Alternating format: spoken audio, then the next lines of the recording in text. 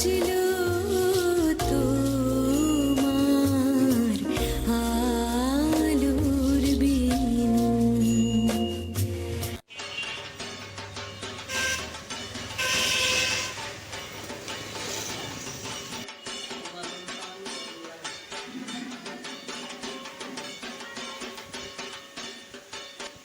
বাঙালি হিন্দু সম্প্রদায়ের সবচেয়ে বড় ধর্মীয় শারদীয় দুর্গোৎসবের আর মাত্র ৩৩ দিন বাকি।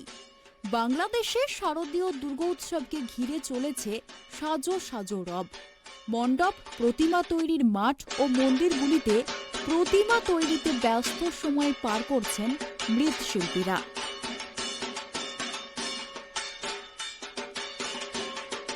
বাংলাদেশে মণ্ডপগুলোতে মৃৎশিল্পীদের নিপুণ হাতের ছোঁয়ায় দেবী দুর্গা, লক্ষ্মী, সরস্বতী, গণেশ, কার্তিক, অসুর সহ সকল প্রতিমাকে ফুটিয়ে তোলার চেষ্টা করছেন।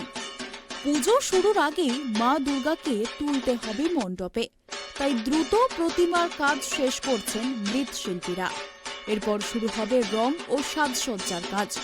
একই সাথে মন্দিরগুলোতেও চলছে ব্যাপক প্রস্তুতি। পূজার জন্য যথেষ্ট আমাদের যথাসাধ্য অনুযায়ী পূজার প্রস্তুতি নিয়েছি। তো আমরা চাচ্ছি যে জগতের সকল প্রাণীর মঙ্গল এবং কল্যাণ হোক, এবং আমরাও মায়ের পূজা করে যাতে আমাদের জীবনযাত্রাটা সুন্দরভাবে পরিচালনা করতে পারি। জগতের মঙ্গল হোক, সবার আয়ুষ কামনা করি, এবং ধরাধামে যাতে শস্যপূর্ণ আমরা এই পৃথিবীটাকে আবার সুন্দরভাবে সাজাতে পারি। তো বাংলাদেশে হিন্দু মুসলিম তো মিলে মিশে তো পুজো করে শুনছেন। হ্যাঁ, আমাদের এই পূজাটা হচ্ছে সার্বজনীন। এখানে বিভিন্ন জাতি ধর্ম নির্বিশেষে আমাদের আনন্দটা সবার মাঝে একটা সুখ স্বাচ্ছন্দ্য, আমরা সবাই মিলেমিশে বসবাস করি এবং এটা উপভোগ করি সবাই। এই আনন্দটা সার্বজনীন, সবার জন্য। আপনাদের কোনো নিরাপত্তার বিষয় এবং অন্য কোনো আমাদের এখানে যথেষ্ট নিরাপত্তা আছে, কারণ প্রশাসন আমাদের খোঁজ নিচ্ছে এবং তারা পূজার বেশ কিছুদিন আগে তারা চলে আসবে।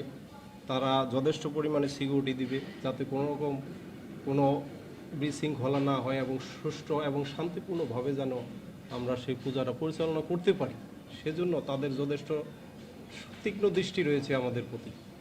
আমাদের তো এখন বিশাল ব্যস্ততা, কারণ মায়ের পুজো বেশ সামনে চলে আসছে। এখন আমাদের রাত দিন ডে নাইট পরিশ্রম করতে হচ্ছে, কারণ এটা তো যথাসময়ে উপস্থিত করতে হবে সকলের মাঝে।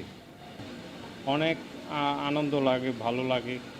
1 বছর পরে মায়ের আবার পূজা হবে। 1 বছর পেরিয়ে বাপের বাড়ি আসছেন দেবী দুর্গা, মা আসছেন।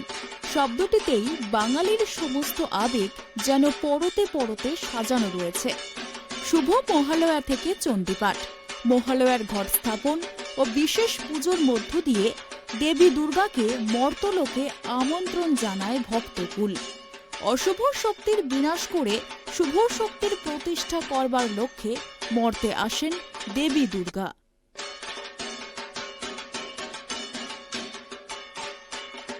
বাংলাদেশে এবার উৎসব মুখর পরিবেশে এবং নিরাপদে দুর্গাপূজার সকল আনুষ্ঠানিকতা শেষ করার জন্য প্রস্তুতি নিয়েছে প্রশাসন।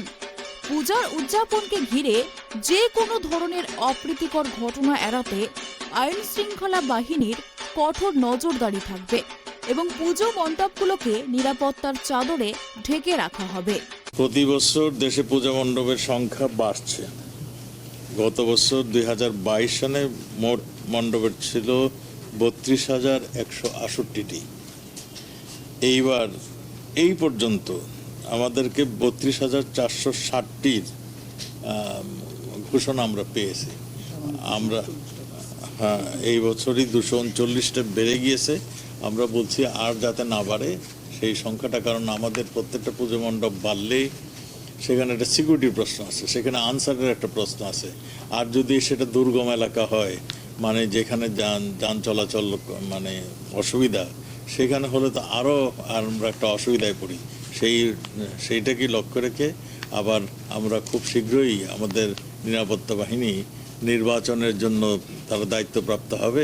কাজেই সেই সমস্ত কিছু খেয়াল রেখেই আমরা বলছি যে পুজো মণ্ডপের সংখ্যা আর যাতে না বাড়ায়। যেই পর্যন্ত আমাদের কাছে আসছে এর পরবর্তীতে আর যেন না বাড়ে, এইটাই বলা হয়েছিল। আমাদের ঢাকার প্রতিমা তৈরির মাঠগুলো আমাদের ঢাকার প্রতিনিধি হাবিবুর রহমান ঘুরে দেখেছেন। দেবী দুর্গা ও তার বাহন সিংহের প্রতিমা সহ তৈরি করা হচ্ছে, যাকে বধের জন্য দেবীর আগমন, সেই মহিষাসুরের প্রতিমা। এছাড়াও তৈরি হচ্ছে দেবী লক্ষ্মী, সরস্বতী, দেবতা কার্তিক, গণেশ এবং তাদের বাহন পেঁচা, হাঁস, ইঁদুর আর ময়ূর। প্রতিমা শিল্পীদের সঙ্গে ব্যস্ত সময় পার করছেন তাদের কারিগররাও। বিভিন্ন জায়গায় পাকা মন্দিরগুলো রং আর কাপড়ের বাহারি সাজে সেজে উঠছে। নাচ, গান, আবৃত্তি, সাংস্কৃতিক অনুষ্ঠান ও নাটকের মধ্য দিয়ে বর্ণিলভাবে উৎসব পালনের জন্য চলছে বিরামহীন প্রস্তুতি।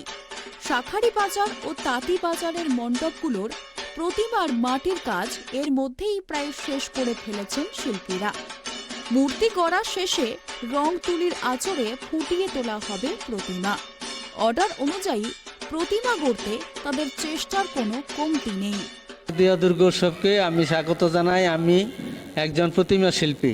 আমরা মন্দিরে মন্দিরে মা নির্মাণ করে থাকি, তাই আমাদের কাজ এখন খুব তোড়জোড়ভাবে চলছে। কারণ আগামী মাত্র 33 দিন আছে, 33 দিন পরে হয়তো ষষ্ঠী হবে, তাই আমাদের কাজকর্ম দিন রাতভাবে এখন চলছে।